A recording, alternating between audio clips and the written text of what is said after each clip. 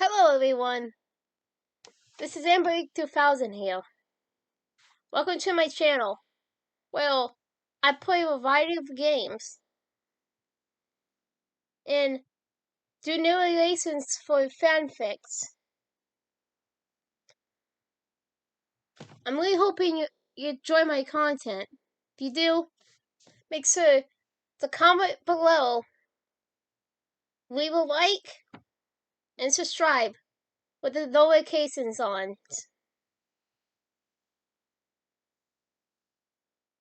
Right, so next time,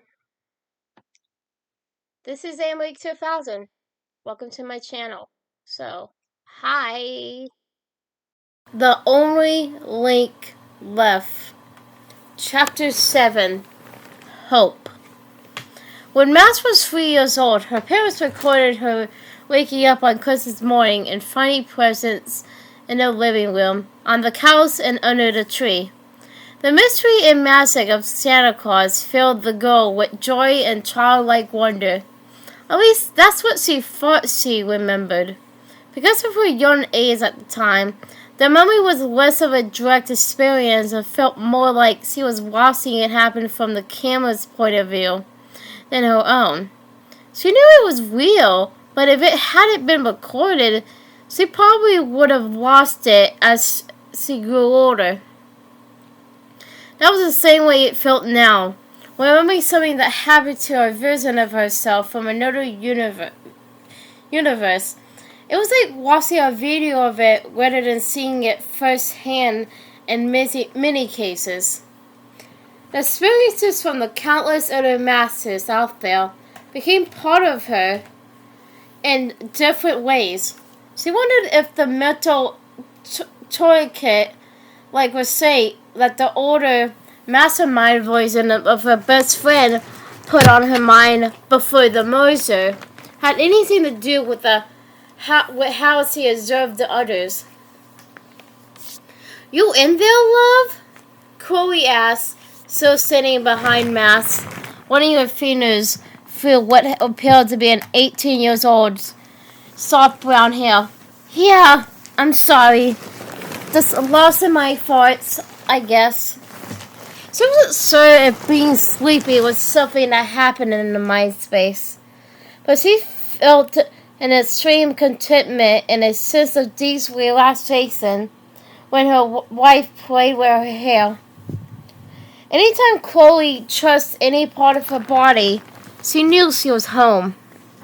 They had been sitting in silence, enjoying the moment of calm and stillness for longer than they knew. Just being in one another's embrace brought joy to both girls. They could do absolutely nothing for hours or days at a time, as long as they were together. Nothing else seemed to really matter. "Do you ever think about the other versions of us, Chloe? I really never considered what it was like for them. I sort of thought of other timelines as non-existent besides the one I was currently in. Does that make me selfish?" Chloe stared around until she was directly in front of her favorite person, locking eyes with the smaller girl. "You're not selfish, Max Caulfield Price. You're easily the least selfish person I know. Why are you cursing that now? We talked about it years ago and agreed we were at peace with everything. These versions of us from when you were in prison, I don't know.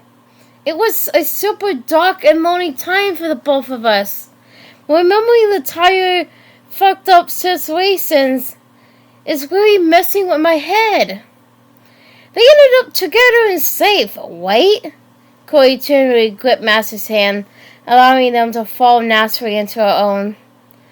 She brought one to her lips and kissed it before doing the same to the other.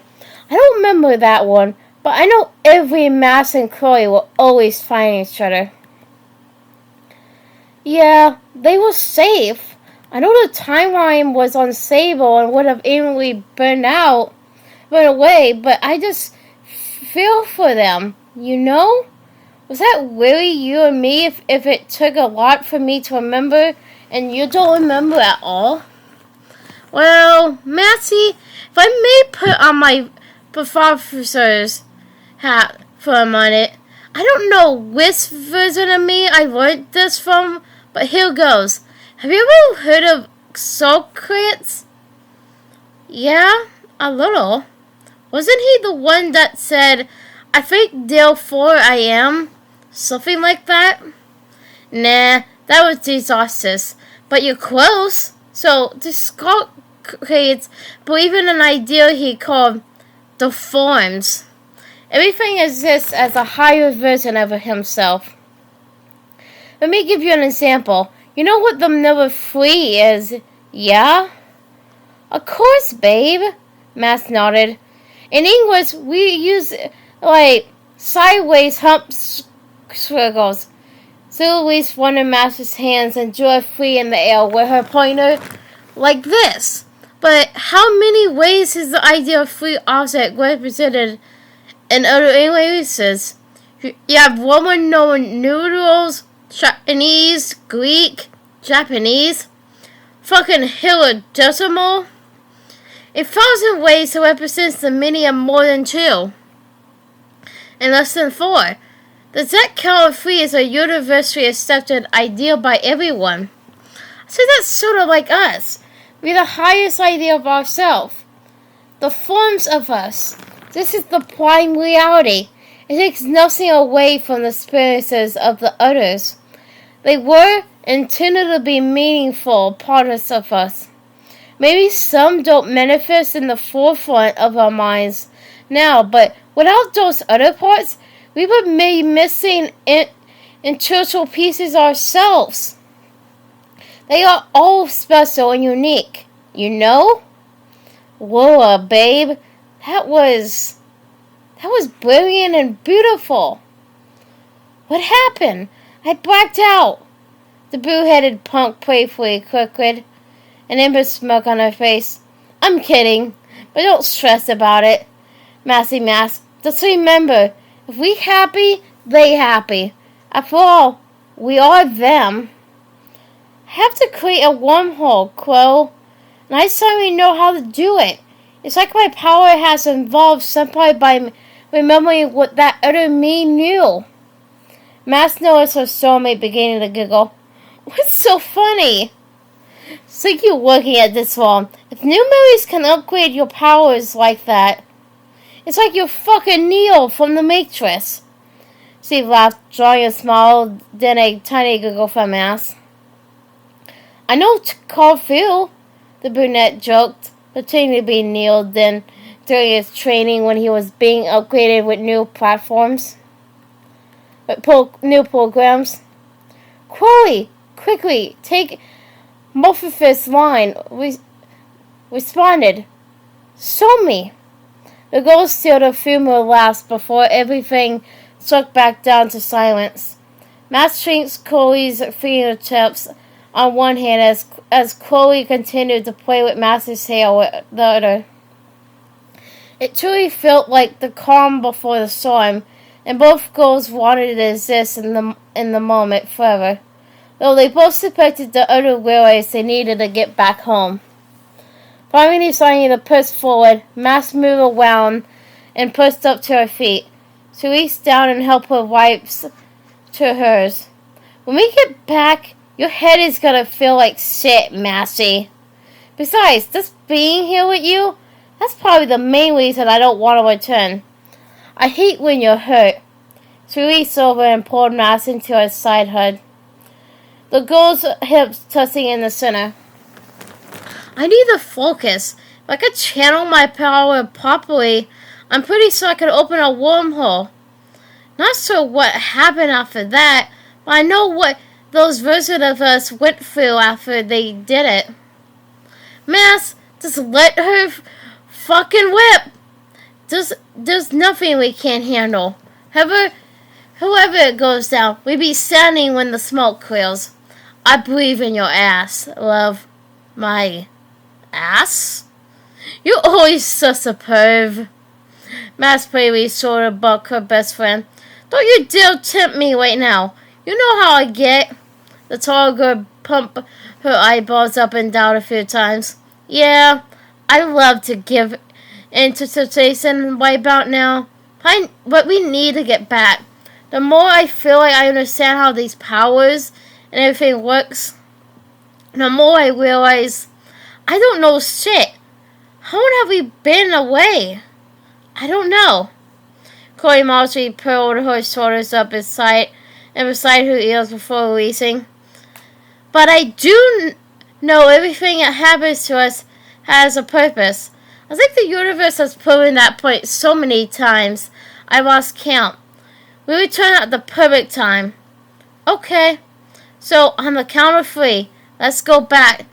If you can cause a distraction, I think I'd be able to do what I need to. Distraction is my middle name. I got this shit. Chloe's confident smirk worked to settle the butterflies in Master's stomach. She could clearly visualize what the death row version of herself went through to conjure a wormhole. She just didn't know if it would work the way she envisioned. Here we go. 1, 2. Chloe quickly turned her head just before Max finished the count, pecking her sister on the cheek. I love you, she whispered. 3! Fuck! She streamed towards the back and side, encircling scars, one hand on her bite and the other carrying her helmet. Not 5 minutes had passed since Jess heard something terrifying happen to her mom over the phone. The call was ended prior to finding out her mother's fate, and it made her sick thinking about the possibilities. The girl's mind was plagued with Rachel's words. She kept hearing them repeating over and over again. Trust me when I say, you need to stay away. They have their own abilities and can manage by themselves. I hope. She understood the first part. Yes, they had their own powers, and she would never second guess the survivability of her moms when they were together. Thus knew they could handle anything. It was the I hope part that continued to bother her. Coupled that with the horrifying sounds she heard over the phone, and her heart felt like glass on the verge of shattering. She wanted to equally weep and grieve as she did fight and kick some ass. Going on a rampage didn't seem too far outside of the realm of possibility. But she knew that wouldn't solve anything. One thing was for certain. She needed to find somewhere other than her own house to sleep for the evening. She first considered asking Kay and Victoria, but she didn't want to involve them since they were friends of the family. Up until this point, her moms had managed to keep their powers secret from everyone. If she did it, there would be questions asked that she couldn't answer. Then she remembered the new number that was recently added to her phone. Paul lived on campus, and as much as she hated to ask for a favor the same day they reconnected, she figured she might not have a choice. The last option would be to get a hotel room, but Dust didn't know if Esther was tracking more than time travel. If the Jork had high-up connections, she might be able to trace electronic spending. Calling the girls she knew from high school appeared to be the best option. Dust attached her helmet to her bike and located her cell in a front leather jacket pocket. She scrolled down until the name Paul was highlighted. Besides those in her family, most of her contacts included first and last names. But her wedding friend only added her first. Holding her thumb above the call button, a biker paused before building up enough courage to call. It won several times, and Dust nearly hung up just before the call was answered. Hello? Music was playing and people were talking in the background. Paul, it's Destiny. She screamed at hearing herself say her tired first now, first name and wasn't exactly sure why she said it. She had preferred Des since she first became a teenager. Well, you ready calling? Couldn't get enough of me, huh? She sounded pleasantly surprised. The first of her tone was upbeat and bursting with what sounded like joy. She had always been so pleasant to be around. Just felt terrible for what she thought about the girl in high school. She never exactly felt negatively towards her. She just believed being that popular became when an in-law's self-centered ego. I really hate to ask, but do you mind if I come over? I know we just officially met each other today, but I'd like to talk, if that's okay. I have some teammates over right now, but come on, the more the merrier. They're gonna love you. Oh, I don't want to be a bother or something. Maybe I should wait for them to leave. This was never too feel to be around a lot of people, but she wasn't sure she had much of a choice at that moment. No way, Destiny. Get your cute butt over here right now. You promised me something, and I intend to cash in when you get here. Dust could feel her face warming, thinking about being called cute. Then she became curious about something. Wait, what did I promise you? This is my one situation, Destiny. You can come over as long as you let me paint you. Seriously, it'd be badass. You have to. Oh shit, I forgot about that. Dust struggled, thankfully not having to draw and pose confident. Yeah, sure, you can paint me. Sounds pretty cool, to be honest. Hells yes! You won't regret it, I promise. Paul apparently moved the phone away. She yelled to someone but Dust couldn't make out what she said. The last week didn't seem upset. She just needed to wait her voice to be heard over everyone else. During the call, background sounds of multiple conversations seemed to burn to an indescribable gobble, but after Paul yelled, everything quieted. A guy's voice went, I told him not to come over, but he sounded super drunk. What do you want to do?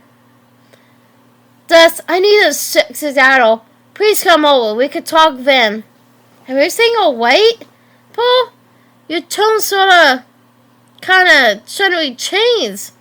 Yeah, it's just my ass. She seemed embarrassed or maybe exhausted because of the sensation. He's a shithead, Destiny, but let's talk when you get here. I wish you could meet everyone, but I think most are leaving soon, so we can have a little goal time. I text you my door number and send you a pic of a painting I did of myself. Awesome. See you soon. Later. Destiny too awaited her new friend's text, eagerly staring down at her phone in anticipation. Finally, Paul message. F211. Lost Aura might stop you at the door. Seize the RA. A former athlete and graduate with Tude. Just tell her you're my friend and shouldn't be a big deal. I'll come down and get you if there's an issue. Got it. Check out my art. I hope you love it as much as I do. And it's a picture of Paul. It will be the thumbnail, so you guys will see it. Probably for the whole video, because it will be the whole video. And it will be the thumbnail. So, yeah. Holy shit! You're beautiful! I mean, your art is beautiful. But isn't it a little conceited to love an art piece you created of yourself? Damn! Shit. I'm sorry. It was a joke. I'm dumb. No worries. It's all good. Ooh. So, will you let me do you? What? You know, paint you? You see what I can do to myself. Imagine what I do to you next. Oh, yes, sir. Sounds great. Hell yes! Now get your ass over here. Don't make me wait. On my way. The biker saddled back up and hit the road, again heading towards campus. She didn't take the same route as she had previously, not wanting to possibly run into Esther. Kirby Backroads, the ceramic wheel locals called it, would have to deal for the time being. Not wanting to draw any unnecessary attention, Duffs kept her speed at or slightly below the limit during her trip. Despite her attempts, she didn't realize it was dark and quickly growing even darker. A bike out on the road at that hour would already seem suspicious to anyone paying attention. As he wended around the streets, avoiding most larger intersections, she tried to keep her mind off of her mom's. She became an expert at compromising her emotions, getting most of her experience from the multiverse merger. Some versions of Mass and Chloe were pretty bad off and broken down when she saved them. Several situations were downright silly and depressing. Keeping her focus on the big picture helped to mitigate her overwhelming feelings, allowing her to accomplish what she had set out to do. Unfortunately, this time, things were much different. She didn't have a set goal or a clear path forward.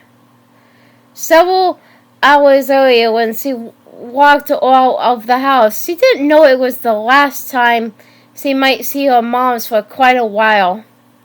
A deepened sadness threatened to well up inside her, but the girl fought it away and kept pushing forward.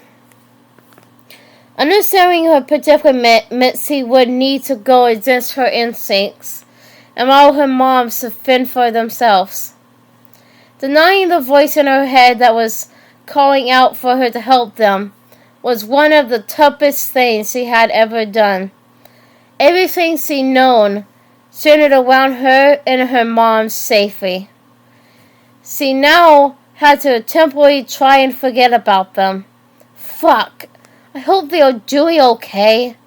She looked towards the road in front of her. There's that goddamn word again.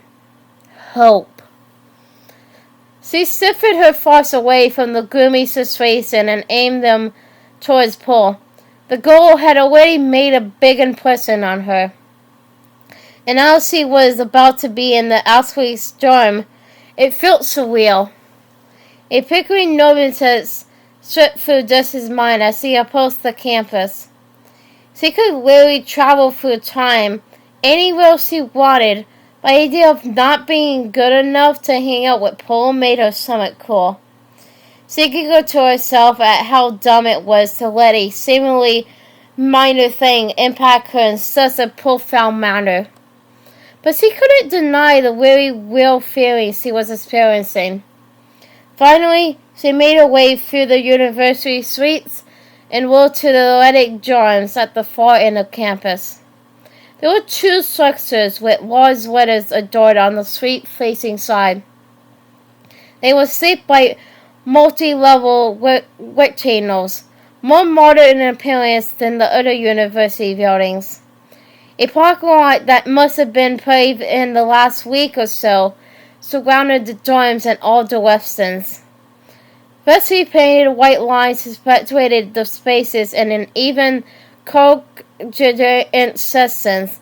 The parking booth was unmanned and the arm was raised. So just pulled in and found a parking spot near the building with the F on the side. F2101. Gotta be it.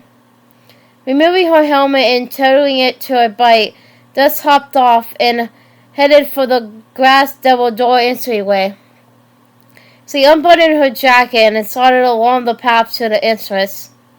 The sidewalk leading from the parking area to the dorms was lined with well-lit, shrill-shaped LED lights that were set a few feet apart near the grassy edge on either side.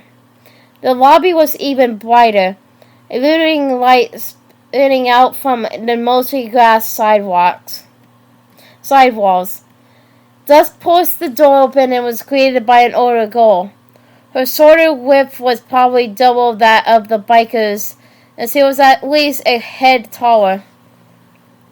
She had cornrows lining the top and sides of her head, and she wore athletic clothing, gym shorts, and a tightly chopped white t-shirt with a light yellow runner's jacket on top. "Where you headed, Bonnie? It's getting late, and I ain't never seen you before." Her tone was direct, but didn't feel impolite or disrespectful. Pool Flakes. She told me to meet her in her dorm room. It's F211. We old friends. Kinda. I know where Pool's room is.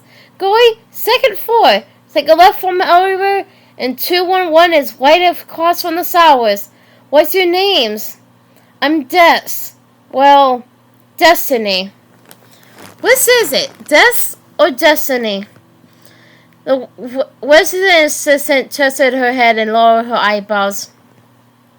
Paul sort of uses my full name, but I prefer Des from most everyone else. The red streak blonde shrugged, a tiny, goofy grin briefly curling her lips.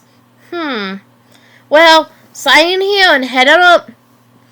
The woman held a digital device near Dus's face and captured her record of sand for identification. Destiny Caulfield Price. Okay. I know if I heard you're here. Aviators are right around the corner. We got two.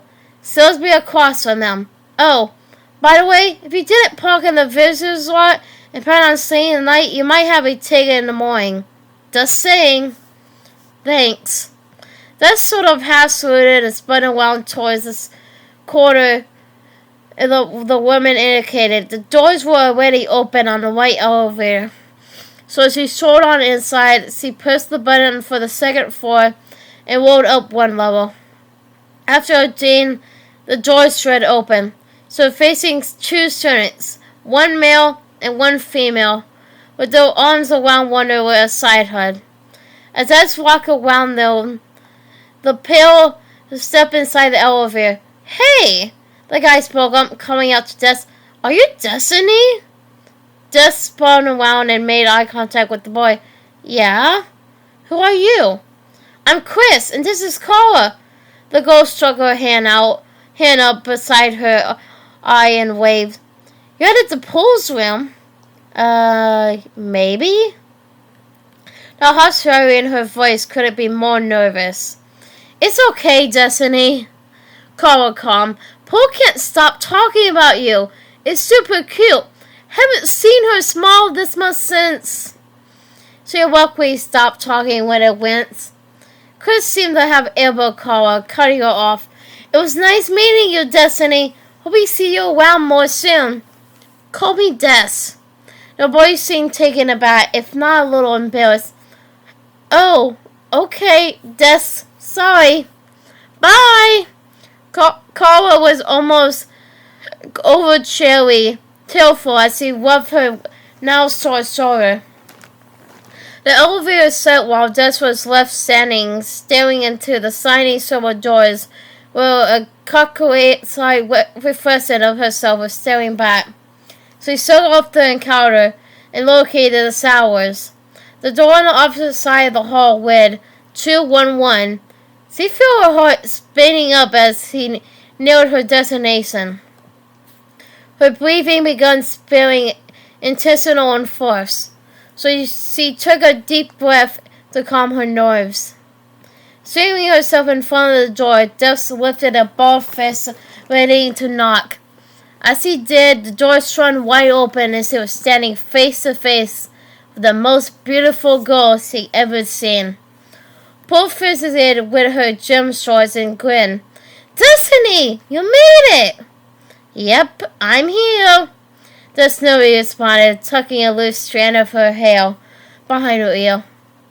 Well, Come in! Des followed her friend as he disappeared inside, slamming the door behind them. She wasn't sure what was about to happen, and despite her almost debilitating nervousness, she knew there was nowhere else she'd rather be. We still remember a time right after she died, not being ready to move on. She experimented and manipulated her current state, figuring out how to help the two people in her life that mattered most, working towards a happy future. When that task was completed, Rachel said goodbye to her friends and intended to move on to whatever plane of existence came next.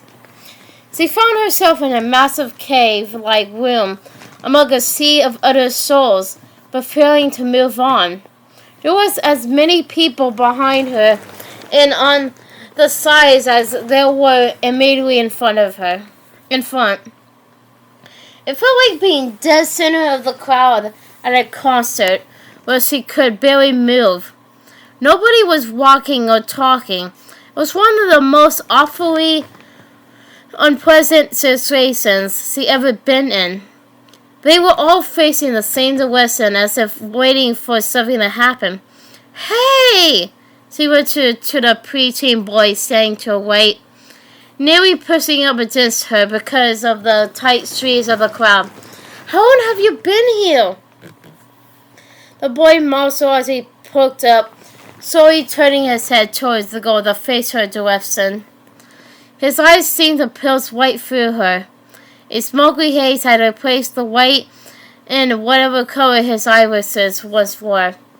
As if not recognizing what he was seeing, the boy turned back in the direction of everyone else and continued standing and staring into the distance.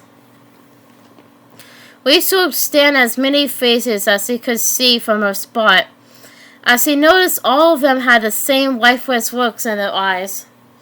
A mild panic began to take over. She turned the opposite direction, away from that which the countless souls were facing. The bond of faculty started pushing through towards what she perceived as the back of the area. That's what she thought she was coming to the end. More and more people appeared in vast numbers. In a steady flow, unlike her, nobody seemed aware of themselves or their surroundings, and it terrified the former actor in a way she never experienced before. The wind was spinning, and Rachel felt her mind losing its grips. Something didn't feel right. She'd never been to this space before, but it felt like it had to be somewhere in between life and the afterlife.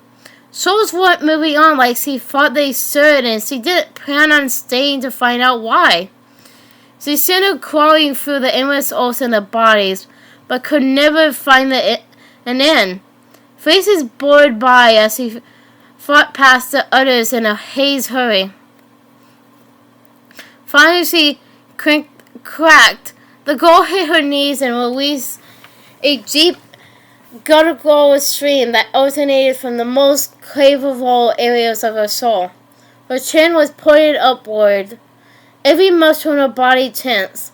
Chills profoundly cascaded down her face, creating more liquid puddles on the stone-like floor beneath. Rachel didn't know how long she'd been yelling, and she didn't care. Suddenly, she felt a hand on her back, halting her breakdown and causing the blonde to jump to her feet. It reminded her when she would quickly shuffle her feet on the carpet, then walk up and touch someone with her finger, giving them a psychic shock. Hey! Don't be afraid! A man stood there, looking at the girl with an apparent awareness that matched her own. His eyes were normal, and it calmed her to see someone else like her. Rachel's sobbing dried down, and she wiped her face. She cleared her throat and began to speak. You aren't like the others. Why? I'm not sure, but when I heard you screaming, I knew I had to get to you. I was sort of panicking before, but your voice sounded human-like. He stuck out his hand and frowning his lip, a poor attempt at a smile. So, what's your name? I'm Rachel. What's yours? Nice to meet you. My name's Tom. Hi everyone. This is Emma 2000 again. Well, I hope you enjoyed the video. Because, I really did enjoy making it. But, so I hope you enjoyed it. Comment, like, and subscribe with the notifications on down below. Till next time, bye!